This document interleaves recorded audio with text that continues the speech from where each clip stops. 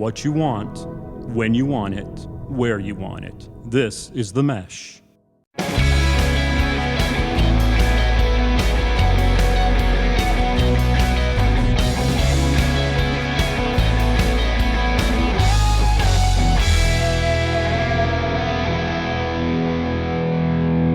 All right, welcome to another episode of I Guess I'll Do It with Pat House. Today, I have a very good friend on the show. We've known each other for a long time. We are both from Delco. Today, I have author, podcaster, and stand-up comic. Was there a question mark there? Maybe there was. I don't know. But today, I have Mike Rainey. Pat, how the heck are you, man? I'm doing great. How are you? I'm feeling great, buddy. Things are good. I got a little bit of diarrhea on deck. I think it can wait until we're done. Okay. But I got that simmering, but that's nothing new to me, baby. I wouldn't expect the podcast to start any other way. How are you? I'm doing very well, man. Thank you for asking. I just read your latest book on perks, and dude, I am not even saying this. Fucking laugh out loud funny, man. Oh, there were so fucking many funny parts in that book where I was laughing out loud. How did you have fun writing it? Brother, I had fun doing the pills. I had fun getting all Yeah, honestly, Pat, like by and large, listen, I've had a few things jam me up as far as substances. Like alcohol and cocaine were by far worse for me. But pills, by and large, up until the end, I had a pretty good time. Oh, I could tell. You make it sound fun. You know, I didn't put in a lot of the more depressing shit. But if anybody wants to know, I'll be happy to tell you about it. But for the sake of keeping with the theme of the book, I wanted to keep it relative to what I put on Facebook during the times where I was fucked up during that roughly 3-year period where I was whacked on painkillers. Yeah, and that's the whole premise of the book. You were on painkillers for 3 years, and then you would post these sometimes hilarious, sometimes sad, sometimes just fucking downright weird Facebook statuses. So in your book, you post screenshots essentially of your Facebook posts and then make fun of yourself for the shit you posted. Yeah, dude, by and large, I mean, you could tell when the posts are really happy and upbeat, I got plenty of pills. When shit tends to go downhill, you could tell like I'm either out of pills or clearly on the verge of running out. I love the dichotomy too of some of the things you post that are just like so angry and you could tell you're just like seething about something. And then like an hour later, you're like, can't wait to go to Disney. It really is, for no pun intended, a roller coaster. Dude, for the longest time, like I just felt like I was bipolar. Mm-hmm. But in hindsight, I feel like I just had substance abuse issues, man. I feel pretty even keeled now, and I've been away from booze, coke, and painkillers for years now. So I don't think I'm as unstable as I was. I still got a little bit of instability in me, baby. Don't let that. Oh man, it's all there. It's in all of us. Yeah, we all got that sitting there. Do you find that like writing the book is like cathartic? Like, do you enjoy? Yeah. Is that your main interest now? Like, did you have fun like writing? Because you had terrible advice before that years ago, and then the sequel to that, correct? Yeah, I had terrible advice for parents. Both were written on painkillers, by the way.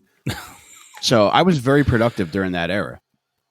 And dude, painkillers kind of like they remove like that bit of apprehension that I've always had, and I still have to this day. That was always like, you know, a form. I guess there's imposter syndrome, and then there's that thing where you're just like, oh, I should maybe make this, and then a second later you're like, no, nobody would like that, nobody would read that, nobody would listen to that. Yeah, nobody think that's funny. But painkillers took that away from me. So I feel like during that time, any thought that came into my head seemed like a good enough thought to either put on Facebook or, you know, put in a Word document, which eventually ended up becoming 2 books. So it gave you confidence.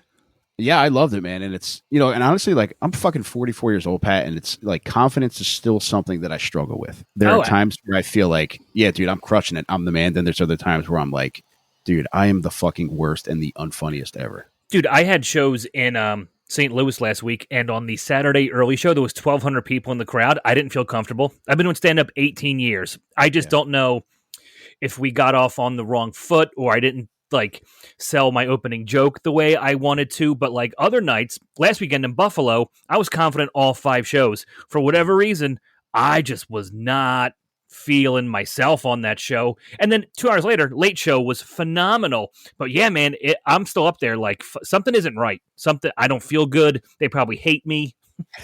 Yeah, it's funny how quickly you go to thoughts like that, but also which ones come racing to the forefront. Oh, like, yeah. It's always like some deep-seated insecurity that you have, and it might be something that people would never even pick up on, but the first thought in your head is like, they hate me because of this. Oh, absolutely. And people in the crowd don't even know or realize you're sitting with something that only you know.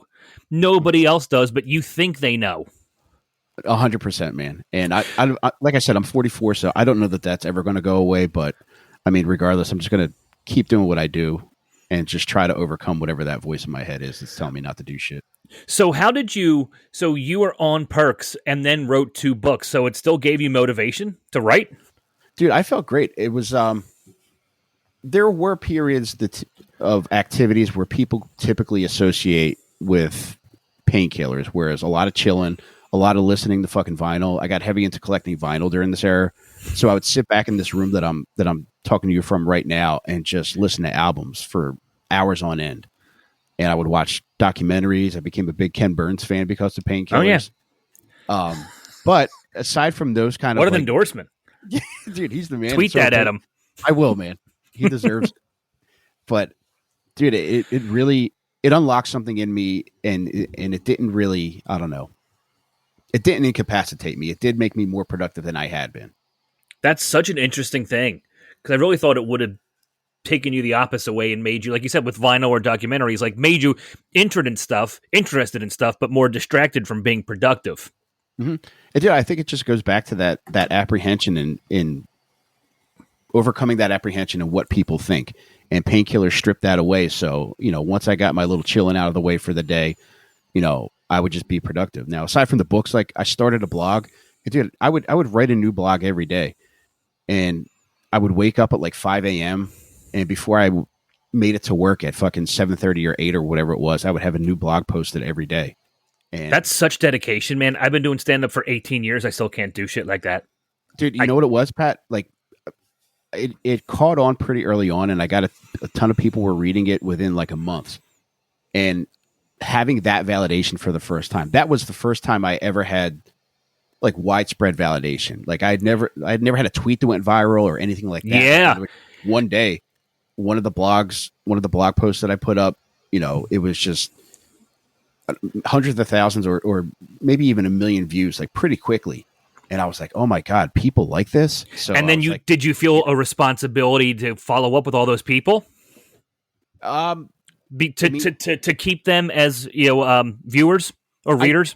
I did, man, because the goal was, and I ended up doing this too. I already pretty much had my book done, Terrible Advice for Parents, at the time where I started that parenting blog called Terrible Dad Blog. I was having trouble thinking of it. It's Terrible Dad Blog. So when I started running that, Pat, like I already had my book finished, and a couple months into having the blog up, I was like, all right, well, I'm going to sell my book, but I also have a PDF version. So I use that as like an enticement for people to like subscribe to my blog. Like if you subscribe, you'll get a free PDF copy of my book, which I probably ended up screwing myself out of a lot of money. Because at that time, that should have been the time to capitalize on having people willing to listen to something I was saying and try to sell the book. But I figured I would be doing it long term, but I didn't. I quickly like burnt out and self-sabotaged with that. Mm-hmm. And it's, I'm still kind of bummed about it, but at the same time, I feel like when you know something's done, like it's done. And I feel like Forrest Gump, where he's like, I don't feel like running anymore. Gonna go home now. But yeah, that's how I felt about that. Going back to like all of your writing, do you feel, well, whether you were on Pricks or not, do you think each of your books got better? Like, can you see the progression still? I don't even know, man. I felt like, honestly, I could see that with my blog. With my books, honestly, with this one, I'm very proud of it, and I think there's so much funny stuff in this, but like... Dude, so many funny things. I'll get to specifics in a second, so go ahead. That means a lot to me, dude. I appreciate you saying that. Yeah. But by the time I finished it, I was like, this was the first thing that I had written, I guess... I shouldn't say that. 'Cause, I mean, I write shit every day, but the first like long-term project that I've written in a very long time. And it inspired me to kind of to get ready for the next one. And there's one of two things that I'm juggling right now in determining what my next book is going to be. But it really lit the fire again because I just got kind of complacent with, things going pretty well. But then I was like, all right, well, maybe I'll put this book out. And once I got the book out, I was like, oh, I really want to keep doing this. And honestly, writing is probably what I prefer to either podcasting or stand up or any other do creatively. I totally get that because with stand up, every time I release an album and I have 3, as soon as one comes out, I go on a writing tear and I get a lot of new stuff I like. And then I get super excited again. It's almost like a reset. And even though I still may do material from those albums, it's a reset, and then you feel excited about it again, and you really want to dive into the next thing. So I totally get that. But you did, you already answered a future question I was going to ask. So there is another possible book on tap in the somewhat near future, or? Yeah, there's honestly, like I start to read a lot of books and never ending up finishing them. And I do that with writing books as well. Like I have a couple books that like I started to write and got kind of far into that I never ended up finishing. So I think either my next book or one of my next books will be one of those. Oh, just like a compilation of random shit you have? Yeah, and then also, cool. Dude, thank you, man. And there's one thing that I really I might dive into first. Do you remember hearing the completely made up story about how Richard Gere loves shoving gerbils into his asshole? Yeah. I'm thinking about writing a book from the gerbil's perspective. So that might be my next book.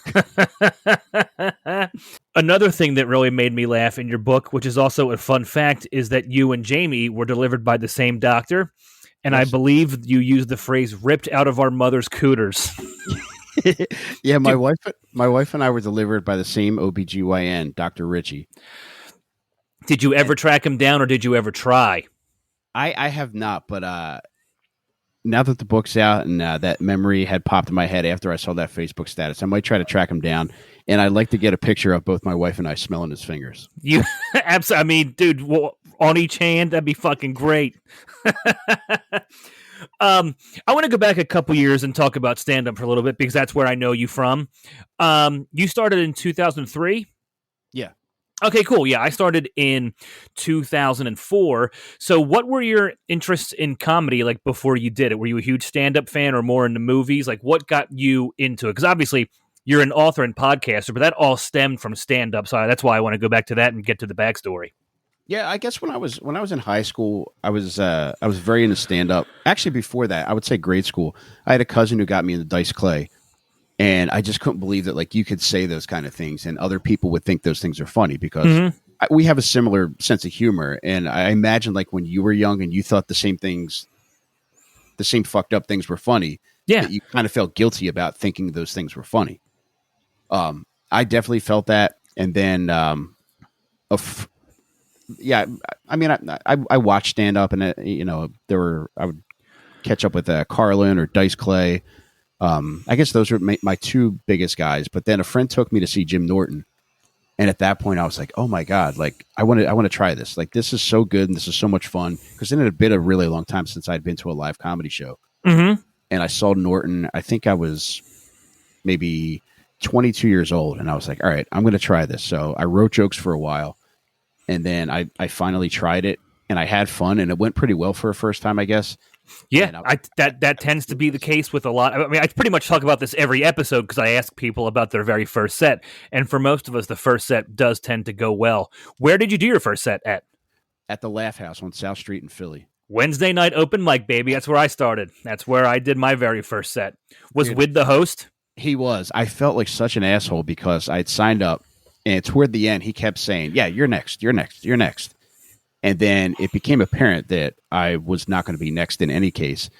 So I started to feel like a real fucking dickhead because I drugged my wife out to see me. I'd taken a friend out to see me as well.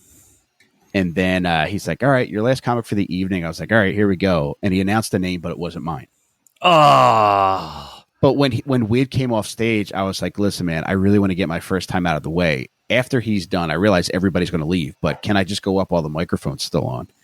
And he's like, yeah, that's fine. So even though the show was technically over, Wid introduced me and let me go up, and I got to do my 3 minutes or whatever it was, and it was fine, man. It went through super fast. And, Did you do your first set to a crowd that was mostly leaving? Yeah, there were a few people that hung around, thankfully. Otherwise, it just would have been my wife and my boy Steve, and that would have been an absolute fucking nightmare. But thankfully, a couple people did stick around, and I got some laughs, and it was enough to like keep me going back. It's true, man. I went back the following Wednesday.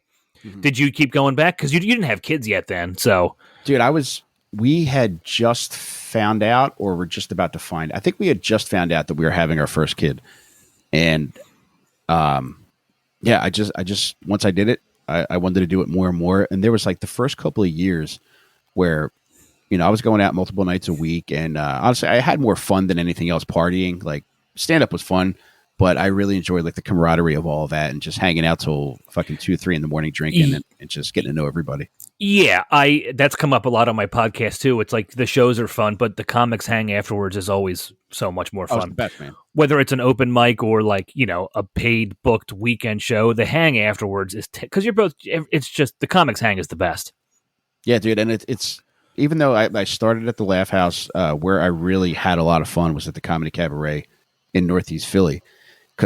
Primarily because everybody would hang out so late afterwards, and they had like the volleyball court at the hotel in the back.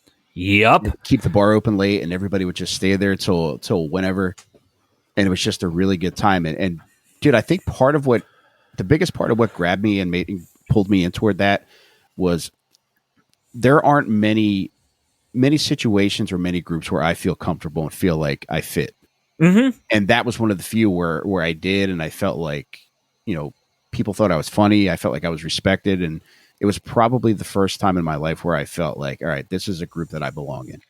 Man, I agree 100%. Like I had friends in high school. I had friends in, grade school and college. But once I started doing stand up, and I mean, honestly, met like David James and Chip Chantry and a handful of other local Philly comics, I was like, I found my people. It was the first time I truly felt like I was accepted. And like I said, I had friends, but I was like, okay, these are my people for real. Mm-hmm. And even to this day, it's nice to just meet other comics, because I feel like once you're in the company of like another comic, like you quickly pick up on, oh, this person is supremely fucked up, and we're probably gonna get along pretty well. Where did you link up with the guys in TDTF? Because when I first started, I met a handful of local comics, and I knew Steve Reeves from early on. I don't think I met you yet. I may have met Danny Ozark, but you guys had like a little comedy. I hate it's not a comedy group, but like a group of you guys would do shows together. So how did you guys all link up? Just meeting at open mics and deciding to put your own thing together, or? Dude, it was actually 20 years ago, I think this past weekend, but I went to the Eagles NFC Championship game against the Buccaneers in 2003. And the people that I was tailgating next to were buddies with Pat Kelly, who's a comedian. Mm-hmm. And I got to talking, and I told them, like, I might have been on stage 3 times at this point, but I told them that I was a comedian too. And he's like, oh, my buddy Pat's doing it. He's booking shows, and he gave me his number. So I called Pat, and Pat booked a show in Center City, and I went and I did it, and I had a lot of fun. And that's where I met Steve Reeves and Danny Ozark. And we just liked having fun, telling jokes, and getting fucked up. Yeah. So naturally, we gravitated toward one another, and we really had a lot of fun early on. And it was a lot of shows that that were booked in bars where people could not care less that there was comedy going on. Yep, that's a big thing in the early days, always. And dude, it's like you make no money, but it doesn't matter because you're just having a good time. You're having a lot of fun. And also, like, you're too new and too dumb to realize that it's not good yet. Mm-hmm. You're like, this is amazing. There's 6 people in a pool table. This is so much fun. And looking back, you're like, oh, I would never do that again. Ever do that again. Dude, I was thinking that in regards to like podcasting. I remember when I used to do my Rainy Sundays podcast at in media. I remember thinking, like, one time I was always afraid to ask how many people downloaded the podcast and how many people listened. And I finally asked the producers, Chris Scamuff, I was like, Chris, how many people listened to this last week? And he looked it up. He's like, 42. And I was like, oh my God, 42 people are listening to this. And I was just floored that many people would just make time to listen to it. And especially like at the time, because, podcasts weren't what they are now. And you really had to go searching for something in order to come across it. Yeah. Were you doing stand-up when you did that podcast, or were you kind of like taking a breather from it? Dude, I think my first 2 years doing stand-up from like '03 to '05, I did a lot. But then after that, it was maybe a show a month or something like that. So yeah, sporadically. it wasn't a ton. Dude, I remember early on, like, do you remember the picture that we took together where we're wearing matching outfits? Oh, God, yeah. Yeah, we both wore black T-shirts to open mic, and we had on camo cargo shorts. Army camo. Yep. And there's another that was taken at the Irish pub at 20th and Walnut, and I think there's another photo where you're like shoving a high heel up my ass. Oh, yeah, it's the same night. Yeah, same night. Yeah. I believe I'm wearing a Noah's Arcade T-shirt from the Wayne's World. Dude, you did a joke years ago at what was that theater on Bainbridge? The Shubin? Is that what that place was? It was definitely on Bainbridge. I just can't think of the name of it, but I think it was. Theater. You did a joke that to this day may be one of the hardest, most gut fucking wrenching laughs I have ever had. It was about the gay flight attendant who, I guess he got in an argument with a passenger, and when the plane landed, he grabbed beer, fucking pulled the emergency slide, and slid down that onto the runway. And then you just said, you imagine that's how all gays enter the afterlife. I just butchered your joke, and I feel bad about that. That's the gist of it, man.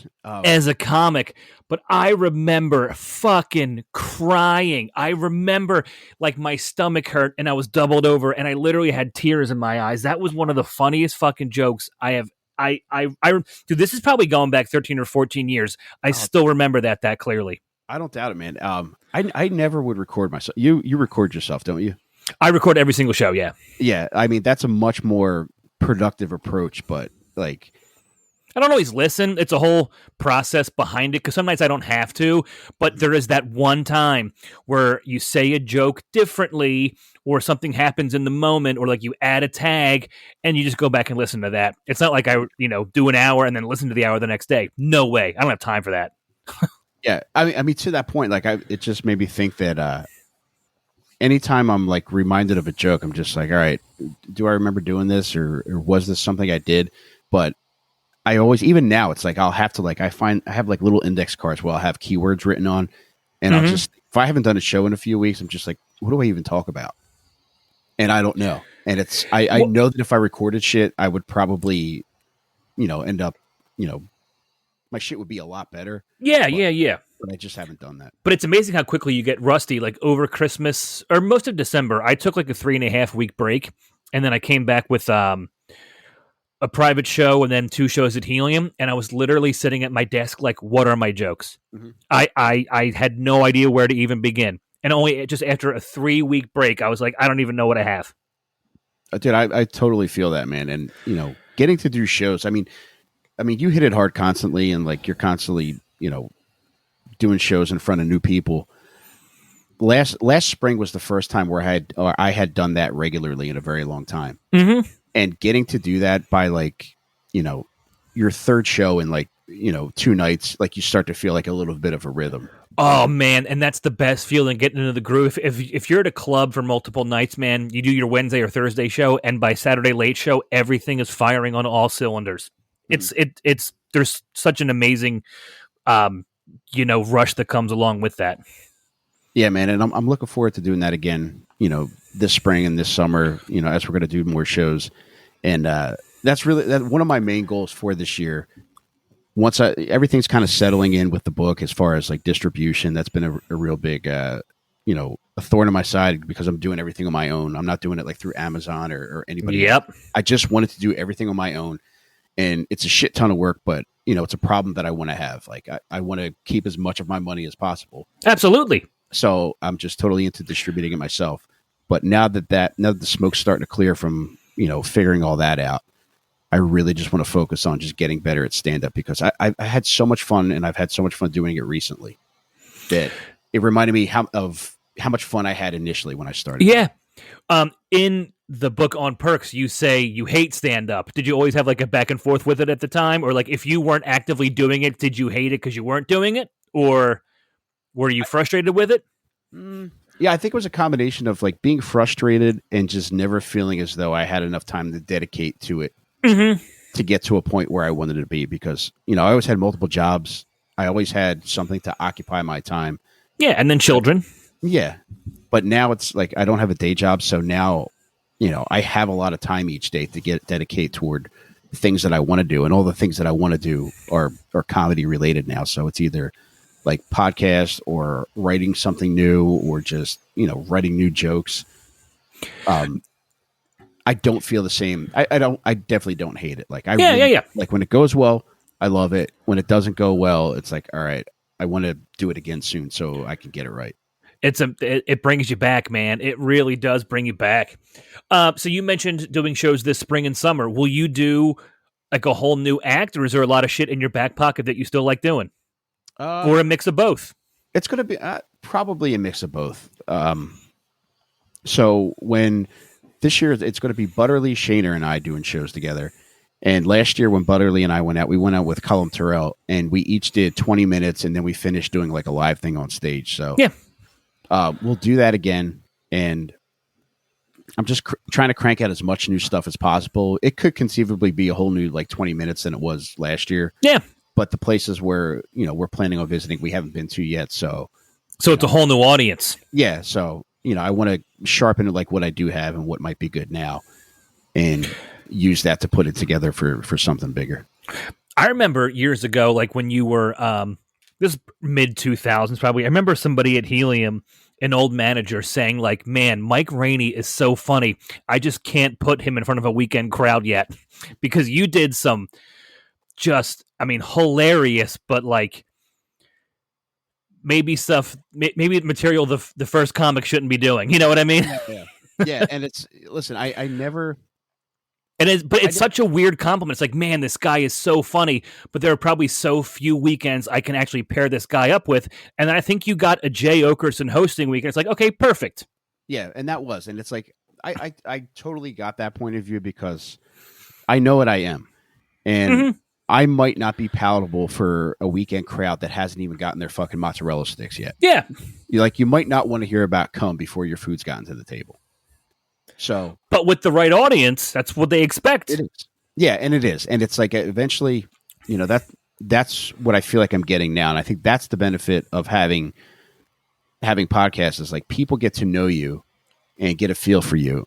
Whereas like if you do, 15, 20 minutes of just beating people over the head with whatever it is that you do,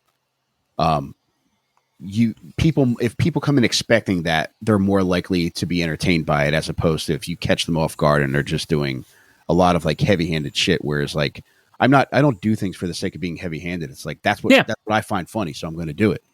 And if I try to water it down, it's that's not fun for anybody. You're being inauthentic, and the crowd's also going to see through that. Oh, 100%. Because I tried to do that for a while. Yeah, because I wasn't getting booked as much as I would like. So there were a lot of things that I feel like I dialed back, and I was doing shit that I really wasn't into, but I felt like, all right, this might help get me booked, but it was completely unproductive. And it was, you feel like a fraud to yourself. You do. And I wouldn't say that it was a waste of time, but it was definitely a huge learning experience in that, doing things the way that you want to do them is the only way to go.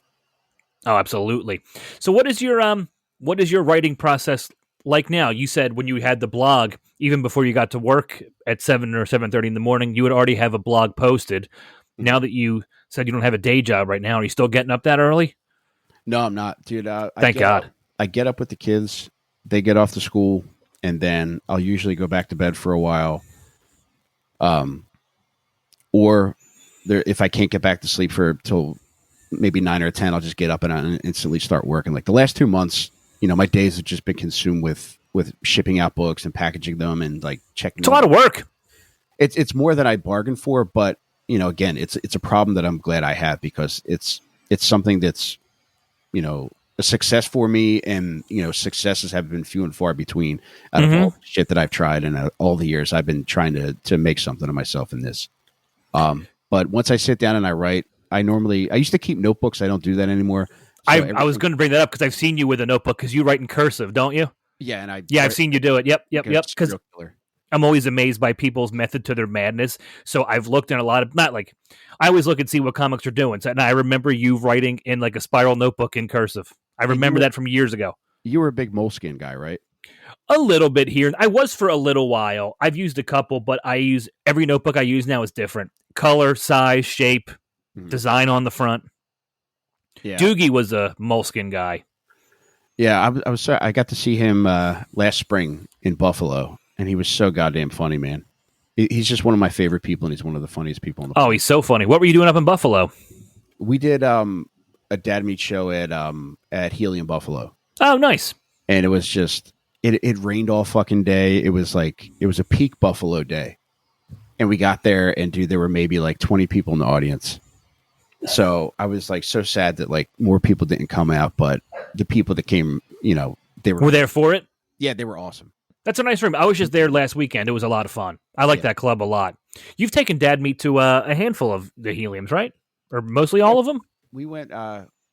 We had Philly last year, Buffalo, and Indianapolis was great too. That is a great club. I like that club a lot. Yeah, dude, I like Indiana, man. I went there with Del Calo to investigate a double murder that I'm interested in.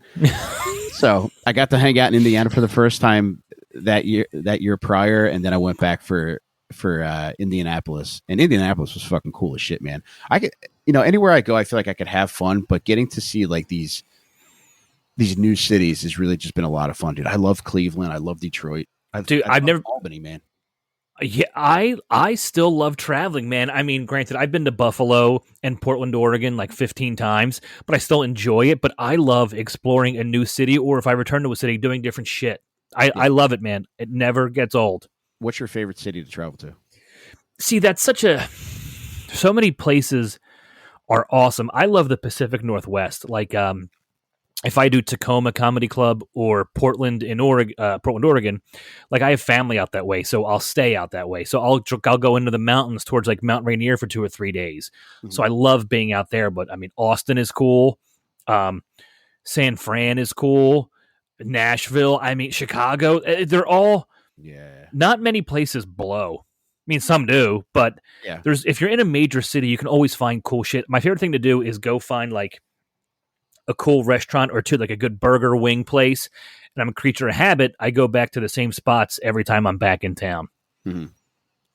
What's has anything unsettling happened to you while you're at any of these places? Winter, I mean, like food poisoning has happened. That yet, like I've had that on the road 2 or 3 times now. Were you able to still do shows? Yeah, in Cleveland, I had food poisonings on Sunday so bad it lasted a couple days. But I was sick for the Sunday show, and I think I'm the first comic in history to bring a Gatorade on stage. I half sat, half leaned on the stool. I just had I felt like I felt like I could shit or puke at any given moment, and I only had to do 25 minutes. It was fucking rough. Did you tell people what was going on? I don't remember, but I probably had to address it because I brought a Gatorade on stage. Not a water or a beer. It was a fruit punch Gatorade. Yeah, that's real psychopath shit. Speaking of Portland, Oregon, I was at that Helium. I had dinner at the hotel late after the show, and then I had food poisoning on my flight home. That may have been the worst travel. That may have been the worst day of my entire life. Middle seat, diarrhea. I'm sorry, not diarrhea. I did not have diarrhea. It was just puke. Middle seat, puking for hours, just sweating. It was horrible.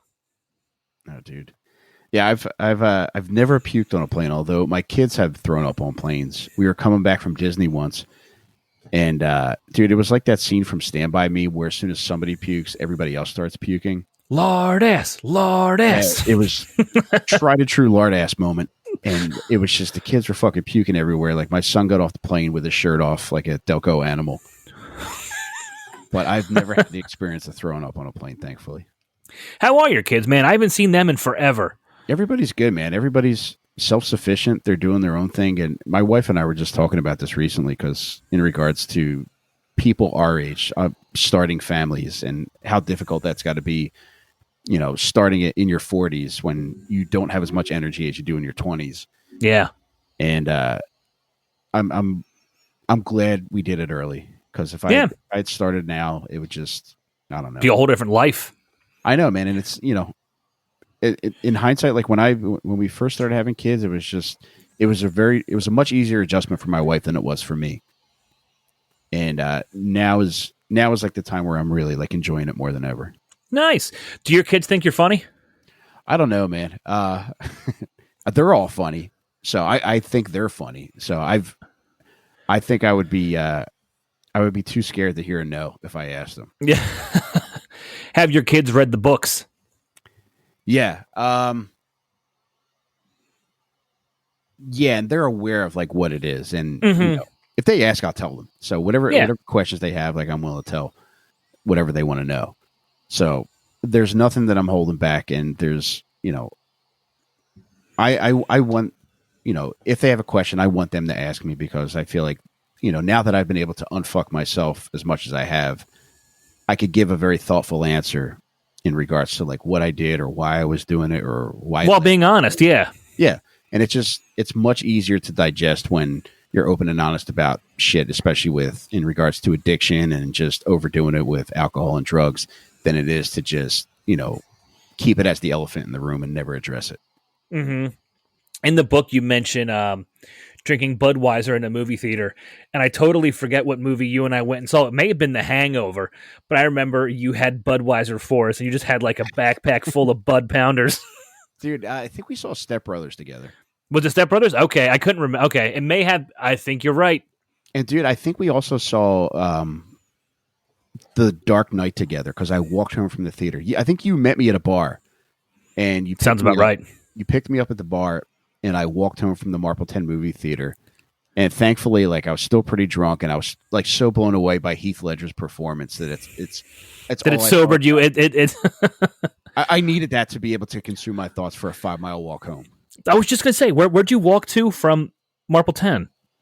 To Glen Olden, which was, I would say, at least 5 miles. Oh my God! At least you'd have to take. Oh my God! That seems like that would be like a 7-hour walk. Dude, that was my thing for a while, because like I had a job where I had to walk home because I didn't have a car and public transportation wasn't accessible from this point. That was 8 miles. And I worked at this job for like 3 months, and I would walk home every night. And the thing that would keep me going was, I know at a certain point I would hit the Frontier Saloon, and I would get 2 25-ounce Bud Ice cans and just crush them from that point to the rest of my walk home. And dude, by the time I would get home, like oftentimes, like I would be crying because I would get very emotional because I'd gotten so drunk so quickly, and I would just be hammered by the time I walked in the door. Mm-hmm. The Frontier, I used to do their Quizzo every Thanksgiving. I won a couple years in a row. Dude, that is a lawless land. Dude, I haven't been there in a while, but like that was a great spot, man, because I remember for the longest time they had $1.50 Miller High Life bottles. And they also had like that cool bubble hockey machine that had Team USA versus USSR. Yeah. Yep. I remember being there, and like the soap in the men's room was in like a 1980s red ketchup bottle. I'm like, I'm just not going to wash my hands. I'm not touching that bottle. I'm not using that soap. And I remember, like, I bartend. I like free pour drinks. If I'm making a mixed drink, I just pour the Captain and the Coke. And I remember getting a mixed drink there, and the bartender was like pouring the like pre-measured shots. I'm like, we're at the Frontier Saloon. Yeah. Who is counting pours here? Dude, the funniest thing about the Frontier is like their takeout section is like really top tier. Like, yeah, they have a lot of good beer. Weird shit there. Whereas like the other side of the establishment is the Frontier, and it's, you know, a fucking Budweiser Miller High Life crowd. Oh, absolutely. Josh Bennett and I went there for lunch years and years and years ago. And like we're there at like noon on a weekday, and it was packed, and like people had like the shakes and were like tweaking. And then the bartender's like, the guy who cooks the food is unloading the beer truck now. He'll be back in shortly. And I'm like, Josh, I'm not getting food here. And I think we went somewhere else. We did not eat there that day. Dude, I mean, we grew up in the same county, man. So like, I think we have a lot of like the same experiences. But like, dude, I remember something like that happening. Do you remember a bar called the Toll House in Glenwood? Yeah. Which was a great hole in the wall, and it's leveled now. So the only thing there is a vacant lot, and it's super sad to look at. But I remember going there it might have been late morning that I went there, and I think it was Becker, the TV show was on, and it was me and just a guy asleep at the bar. And I just remember thinking to myself, like, all right, I don't know if I want to do this because I feel like I'm kind of like getting into a territory where I don't want to become known as like a late morning, early afternoon bar guy. But I do like this a lot. There definitely is an appeal to it. There is something magic about it. Well, one of the things that I loved about it was anytime I went to a bar, I just wanted to sit and fucking drink. And when you get into like, you know, the early evening, like the 8, 9 o'clock, a lot of places still have like a fucking acoustic guy playing or some other kind of like horseshit going on. Whereas if you're going there to drink at noon, there's not going to be much on. They'll have a local TV station on. The local news, the 12 o'clock news. Yeah, and dudes that are just waiting to fucking die. And that's what I wanted to be around. You and I got to do a show in Delco this spring. Yeah, I'd be up for that, man. We should definitely make that happen. Dude, it's been so long since I did a Delco show. I can't remember what the last one was. Dude, it might have been when you were booking shows at Marty McGee's. Maggie O'Neill's. Maggie's, yeah. In that shopping center. Those were so fun, man. That was my baby for years, man. I really had a lot of fun doing those. Yeah, dude. And aside from like coming to do the show, like I remember like coming to watch the show, and the crowds were always great. The place was always packed, and it was always just a ton of fun. That was a lot of fun, man. We did shows there like quarterly or maybe like 3 a year, so I spaced them out. Yeah. All we needed was like 50 people down there to make it full, and I would have like 60 to 80 every single time. It was a lot of fun, man. And looking back now, like it's kind of crazy because the lineups were just phenomenal. Like one show was like me, Mary, David James, and Butterly. Like what a fucking great lineup, you know? Yeah, there was I'm trying to think of the show that I came to watch. I think it might have been that show, and there were a couple of New York people. I think it was might have been Sam Evans and who else was there? But it was like people that I hadn't seen before that were also just super funny, and it was just very cool being able to see it a couple miles from home. Yeah, that was the best. It was 8 minutes from my parents' house. That was a good time. So we'll definitely make that happen, dude. I like closing the podcast with a horror story. Do you have a well, you can even give me like a nightmare book experience if you had any issues writing or dealing with that, or just a stand-up show that was so bad that you still cringe when you think about it. Dude, when you said nightmare book experiences, by all means, I usually talk to comics about it, so lay a book one on me. Dude, after I wrote for my first 2 books, I would try to sell them after shows. And even if I did well, I might sell a couple books, but like if I ate shit, that was harder than anything else. I would still go out there and stand out there at the front. Oh, it takes such courage, man. It takes such courage. Dude, but Pat, like nothing was worse. Like it would have been easier for me to say that I was a sex offender than it was to try to sell books after a show where I bombed, and people would just avoid making eye contact.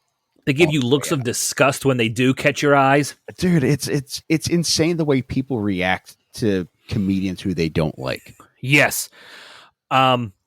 I sold merch for the first time since March of 2020, so 3 years, just last Friday, a week ago today, in Kansas City. And I forgot how soul-sucking it is. Mm-hmm. I have my shirt set up. I have CDs. I have guitar picks. I just have some bumper stickers, whatever. First lady comes up, points at the shirt, and goes, "Is this free?" No, it's not fucking free. And then, like, you have the couple that stand right in front of you, and the wife goes, "You want anything?" And the husband's like, "Nah." And then they walk away. And I'm like, oh, I just forgot how abusive it is. Dude, every 2 minutes, I was like, oh, yeah, this. Dude, I mean, as somebody, like, I feel like I'm by and large pretty considerate of other people, and especially, like, if somebody's putting themselves out there like that. And it may just be because I have personal experience doing it. Like, I feel like I'm more attuned to just at least, you know, showing respect. Even if you're not going to buy anything, there's a way to be respectful about it. But, dude, you know, going back to, like, the book thing, like selling books after shows, I don't know if this was intentional or not, but I remember one time a guy was walking out of the club and he was like finishing what was left of his pint of beer. And I had my book set up on the ledge right inside the entrance at Helium. And as he's walking past me and he finishes his beer, he slams his empty mug down like right at my book display. So now I have to move his fucking cup out of the way so that people can see my books. Dude, yep. It's like, dude, there has to be something inside of you that says like, maybe I could just put this on the bar like a normal human being. Not when those animals are hammered. They just see a table and they want to get the fuck out. So they just put it. I've had to put it on my stack of CDs before. It was a drunk woman at Helium in the hallway. Had my CD. She just put her empty pint glass or rocks glass right on top. It's like, trip and fall on the way out. Yeah, that doesn't happen enough to these fucking animals. But when it's... You can have like the set of your life as a stand-up, but when you go to sell shit in the lobby, it's still demoralizing, even if they loved you. I know, dude. It took me like the longest time to get used to like people like approaching me after shows to like say nice things, because like I'm so socially inept that like every interaction just feels like something bad's about to happen. Dude, but oh, yes. I'm still in this situation and I greet crowds all the time. Mm-hmm. I just feel like I could have a great set and I still feel like people didn't like me, or there's going to be just the one person out there who's going to say something negative, and forget the 300 people that liked me. I'm going to go home thinking about that one negative compliment or the negative, Dude, I've gotten much better at it. I think like, maybe 2 years ago, a year and a half ago, it was like I would actively avoid like talking to people, not because I didn't want to talk to them, but just I had such social anxiety from not being able to productively interact with strangers. But thankfully, like that's one thing that's gotten better. And like people are so nice now. Like anytime, like, after most shows, like even if like people aren't there to see me or to see something related to the podcast, like, for one reason or another, I feel like people are nicer. And it might just be me not automatically assuming that people are going to say or do the worst, that I feel that way. Mm-hmm. But I feel like it's something that definitely took me a long time to get used to. And it's, now I look forward to talking with people after shows. But I haven't sold anything. I haven't tried selling this yet after shows. I feel like that might be the real test. So if I can pull that off, man, I'll be really thankful that that's able to happen. Now, will you have jokes about the book or jokes about stories that are in here, or would you read like excerpts from it on stage?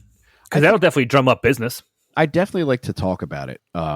There's so much that's in the book that's, just, it's all directly related to my experiences, but there's so much that I couldn't put in the book because the book's like, I don't know, maybe 200 pages. But like if I had left everything in here that I wanted to leave in, it would have been like fucking 500 pages. So this isn't even half the addiction. No, it's not. But dude, the good thing is like I did an audiobook version as well.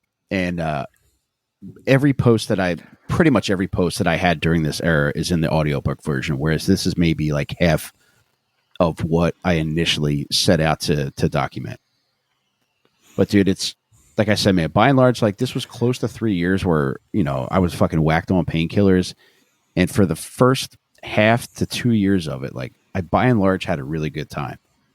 But it was like sometime during that second year where shit started to turn. And I think it's like I started to take more pills. And like in addition to my prescription, I was also buying pills.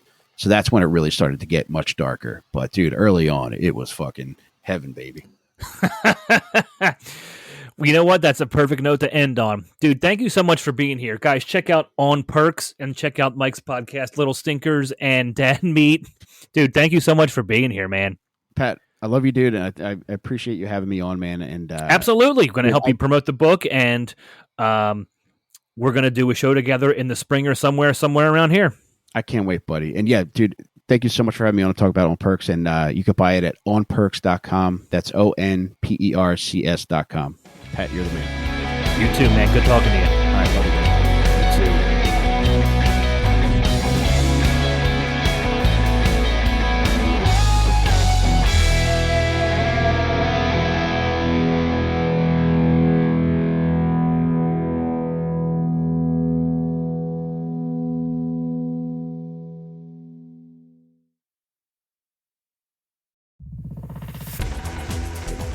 You've been listening to The Mesh, an online media network of shows and programs ranging from business to arts, sports to entertainment, music to community. All programs are available on the website as well as through iTunes and YouTube. Check us out online at themesh.tv. Discover other network shows and give us feedback on what you just heard.